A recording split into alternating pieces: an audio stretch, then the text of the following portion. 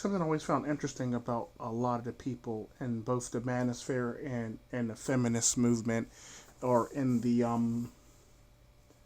what the hell's the name of that group? Climate change movement. Uh, in the manosphere and in the climate change movement and in the feminist movement is the a reoccurring theme I always hear is not wanting to have children. That's fine. That's cool. But you still got to deal. I touched on this in the last video about immigration. Why?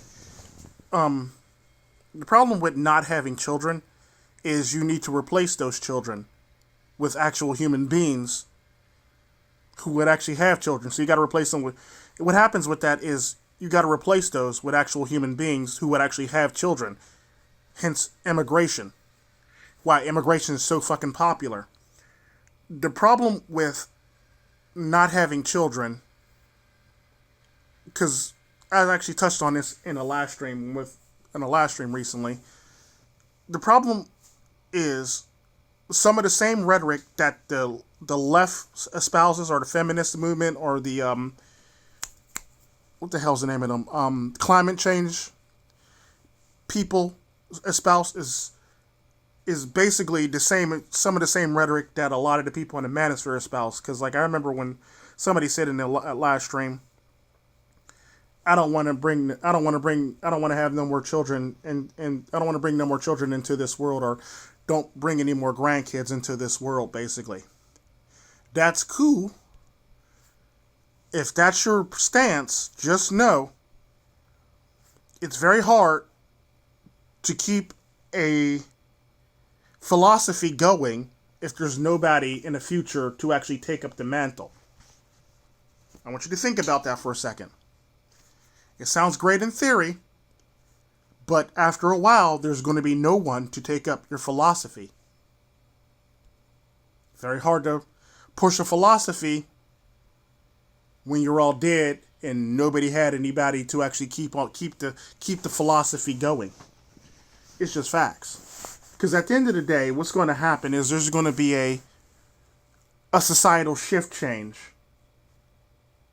And the thing about the societal shift change is it's going to shift so hard that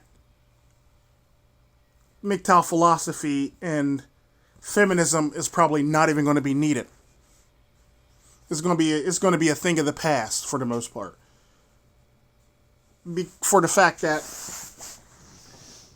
one, I'm willing to bet any money in the near future, or if not after I'm gone, they'll pretty much, polygamy would be a thing. They'll probably get rid of the whole entire polygamy rule, and polygamy would actually be a thing.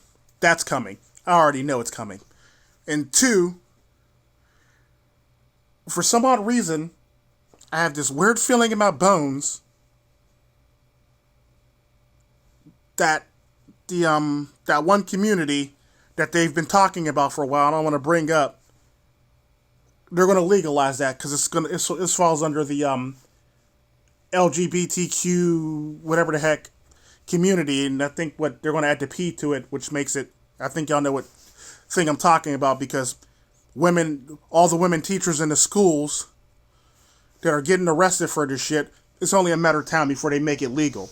Because at the end of the day, there's a lot of women getting arrested for this craziness. So it's only a matter of time before the government, either A, changes the age on which would make it legal for boys to be approached by women. And they probably won't change the age for the legal consent age for girls, but they'll change it for boys to help women for the most part. And if they do that, they'll probably if they do the whole entire overhaul, they'll basically make it so it's okay for a grown ass person to basically date a little ass kid for the most part. I see that coming on the horizon in the near future. If not the near future, it'll probably be when my youngest are old enough to vote. And it's not going to shock me in the least bit because we're already leaning that way. Hell, it's bad enough we already had people trying to take something to the Supreme Court to be allowed to to be allowed to, we got a bunch of white women rallying to be allowed to identify as black. So it's not a far stretch to think that anything will be, that pretty much everything will be on the table for them to actually change the rules on. It's just facts. And I kind of sort of got off tangent on that, but at the end of the day, if you don't have a future to teach your philosophy to, your philosophy will fail.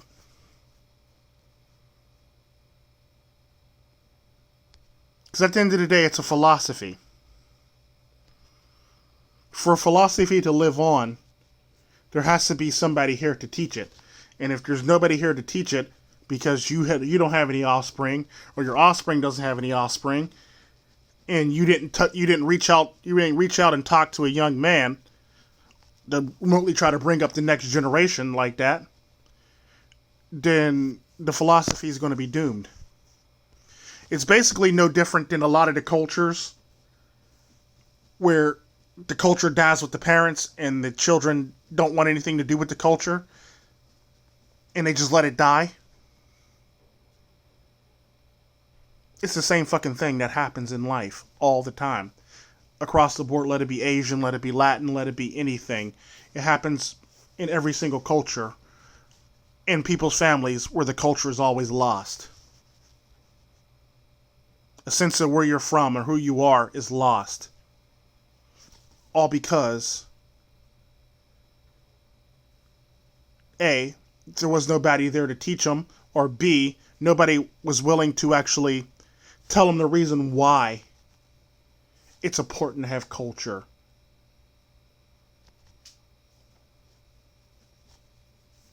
I digress.